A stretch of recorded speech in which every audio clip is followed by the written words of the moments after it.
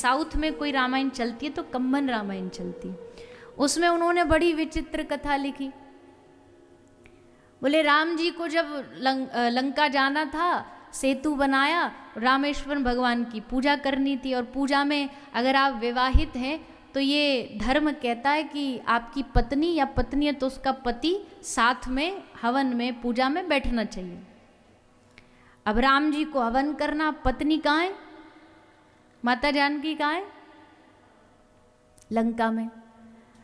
तो लंका में भगवान ने संदेश पहुंचाया लंकेश को कि हमारी पूजा करनी हमें, और हमें माता जानकी का साथ चाहिए।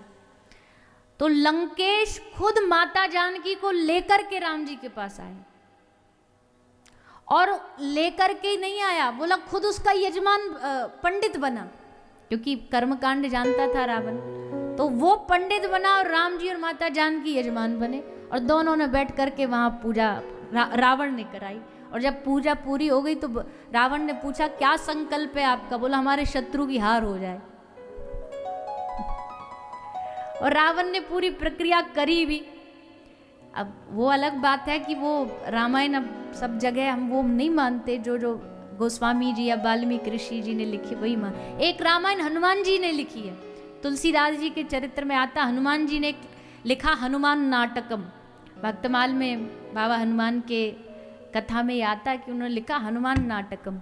तो आए श्री वाल्मीकि ऋषि ने जैसे हनुमान नाटकम देखा, हा क्या सुंदर, नाचने लग गए, इतना बढ़िया लिखा था हनुमान जी ने।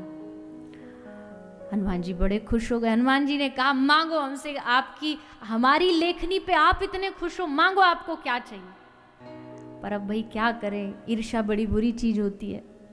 वाल्मीकि ऋषि के मन में क्या आया, कहीं इनका लेखनी हमसे ज़्यादा फेमस ना हो जाए, ज़्यादा प्रसिद्ध ना हो जाए, इसलिए क्या मांग लिया इन्होंने, आपने जो लिखा है ना इसको बहा दो जल में, पानी में इसको बहा दो। हनुमान जी को थोड़ा क्रोध तो आए, पर कोई बात नहीं। पर हनुमान जी ने इनको श्राप दिया कि आपने बिल्कुल कलयुगी जीवों जैसी हरकत करी, इसलिए जाओ कलयुग में आपका जन्म होगा। पर भगवत भक्त हो आप, इसलिए आपके हाथ से एक ऐसी लेखनी लिखी जाएगी जो पूरे भक्ति साम्राज्य का इतिहास बदल देगी। और वही वाल्मीकि ऋषि कलयुग में आकर के बाबा तुलसीदास के रूप में प्रकट भए। तुलसीदास बाबा ने फिर ग्रामीण भाषा में रामचरितमानस लिखी। ऐसी ही एक रामायण लिखी भगवान महादेव ने, भगवान शंकर ने। उस रामायण में कितने श्लोक थे जानते हो? उस रामायण में थे 1 करोड़ श्लोक। कितने? 1 करोड़ श्लोक।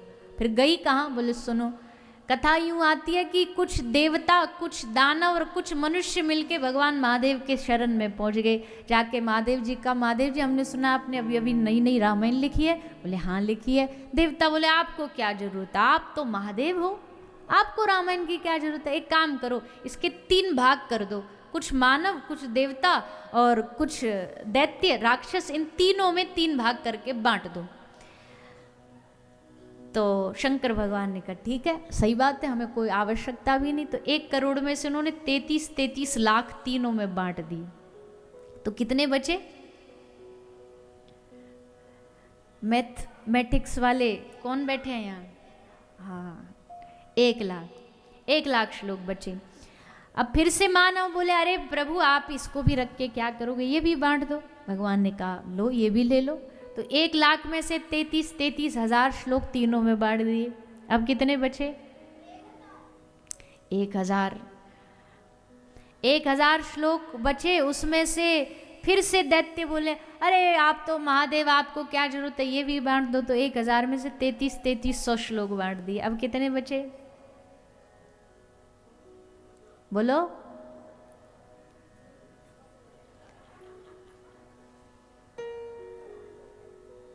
कंफ्यूज हो गया। 100 श्लोक बचे। अब 100 श्लोक में से फिर मानव बोले अरे अरे महादेव, महादेव ने कहा बस छोड़ो, अब हम समझ गए, लो इसमें से भी ले लो। तो 100 में से 33 श्लोक बांट दिए। अब बचा 1। फिर से एक दैत्य बोले इसको भी बांट दो। महादेव ने कहा सब तो बांट दिए, 1 कैसे बांटू? बोले आप देखो कैसे बांटना। तो वो अनुष्टुपी छंद का श्लोक था, 32 अक्षर थे उसमें। 32 अक्षर में से 10-10 अक्षर बांट दिए तीनों में। अब कितने बचे? 2 अक्षर बचे। देवता बोलने को ही हुए थे कि ये भी महादेव में बोल, बस शट अप, आप चुप हो जाओ, अब बहुत हो गया तुम्हारा, जितना बांटना था हम बांट दिए, अब नहीं देंगे, अब ये 2 हमारे पास रहेंगे। सारी रामायण तुम्हें मुबारक, पर ये 2 नहीं देंगे हम। देवता बोले अच्छा मत दो, कम से कम बता तो दो ये 2 है क्या? बोले तुम्हारी पूरी राम कथा का सार है। एक अक्षर है रा और दूसरा अक्षर है माँ। पूरी रामायण तुम्हारी, बस ये राम नाम मेरा। क्योंकि राम कथा का सार राम है, कृष्ण कथा का सार कृष्ण है। भागवत सुन रहे हो, बड़ी अच्छी बात है, पर भागवत सुन करके जब तक नाम नहीं जपोगे तो इस कथा का भी फल नहीं मिलेगा। बहुत व्रत कर पा रहे हो, बहुत अच्छा है। कोई नहीं कर पा रहा, कोई बात नहीं। बहुत दान दे पा रहे हो, बहुत अच्छी बात है। नहीं दे पा रहे, कोई बात नहीं। तपस्या करने के लिए कहीं एकांत में जा पा रहे हो, बहुत अच्छी बात है। नहीं जा पा रहे हो तो कोई बात नहीं, पर सबका सार एक ही चीज में समाया हुआ है। योग नाम नृप निरन्नितम हरेर नामानुकीर्तनम। कलयुग में एक ही सबका सार है, हरिनाम संकीर्तन। हरिनाम संकीर्तन सब साधनों का सार है। आज इस कलयुग में जो कीर्तन कर रहा है ना, आज इस कलयुग में जो नाम जाप कर रहा है, वो समझ लो दान भी कर रहा है, तप भी कर रहा है, सारे साधन उसके साथ चल रहे। जैसे रेल के डिब्बे, इंजन के पीछे रेल के डब्बे अपने आप भागे जाते हैं, हरि नाम रेल का डब्बा है, इंजन है, और उसके सब पीछे पीछे साधन चले। गोस्वामी जी ने भी कहा कलयुग केवल, जोर से बोलिए, देखो जानते सब हैं, ऐसा कोई नहीं जो ज्ञानी ना हो, जानते हैं। कलयुग केवल नाम धारा, सुमिर सुमिर नर उतरे ही पारा। पार उतरने के लिए यही एकमात्र सीढ़ी है। श्री गुरु नानक देव कहते हैं नानक नाम जहाज है, चढ़े सो उतरे पार। चाहे सारा जीवन जिन जिन महापुरुषों ने भगवान की भक्ति करी ना, उन महापुरुषों जिससे जब अंत में पूछा गया कि आपके जीवन का एक तो मंत्र बता दो, मूल बता दो, तो उन्होंने कहा एक ही हमारे जीवन का मूल है, भगवान का नाम,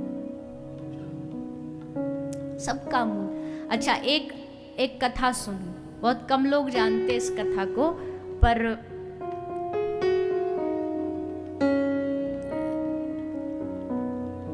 एक रामायण कई लोगों ने लिखी है। आज भी भारत में कम से कम 200 से 250 रामायण की जो कथाएं हैं, अलग अलग भावों की टीकाएं, वो उपलब्ध हैं, और सब में अलग अलग भाव है, अलग अलग भाव है। कल हमारे पंडित जी आए थे तो यही चर्चा चल रही थी कि भैया देखो, सब ग्रंथ में कहीं कुछ लिख दे रहे हैं, कहीं कुछ लिख दे रहे हैं। एक दक्षिण भारत के एक संत हुए कंबन जी, कंबन रामायण। तुलसी बाबा के बाद अगर कोई दक्षिण साउथ में कोई रामायण चलती है तो कंबन रामायण चलती है। उसमें उन्होंने बड़ी विचित्र कथा लिखी। बोले राम जी को जब लंका जाना था, सेतु बनाया, रामेश्वर भगवान की पूजा करनी थी, और पूजा में अगर आप विवाहित हैं तो ये धर्म कहता है कि आपकी पत्नी या पत्नी है तो उसका पति साथ में हवन में पूजा में बैठना चाहिए। अब राम जी को हवन करना, पत्नी कहाँ है? माता जानकी कहाँ है? लंका में। तो लंका में भगवान ने संदेश पहुंचाया लंकेश को कि हमारी पूजा करनी हमें, और हमें माता जानकी का साथ चाहिए। तो लंकेश खुद माता जानकी को लेकर के राम जी के पास आए, और लेकर के नहीं आया, बोला खुद उसका यजमान पंडित बना, क्योंकि कर्मकांड जानता था रावण। तो वो पंडित बना और राम जी और माता जानकी यजमान बने, और दोनों ने बैठ करके वहां पूजा रावण ने कराई। और जब पूजा पूरी हो गई तो रावण ने पूछा क्या संकल्प है आपका? बोला हमारे शत्रु की हार हो जाए। और रावण ने पूरी प्रक्रिया करी भी, अब वो अलग बात है कि वो रामायण अब सब जगह हम वो नहीं मानते, जो जो गोस्वामी जी या वाल्मीकि ऋषि जी ने लिखी वही मान।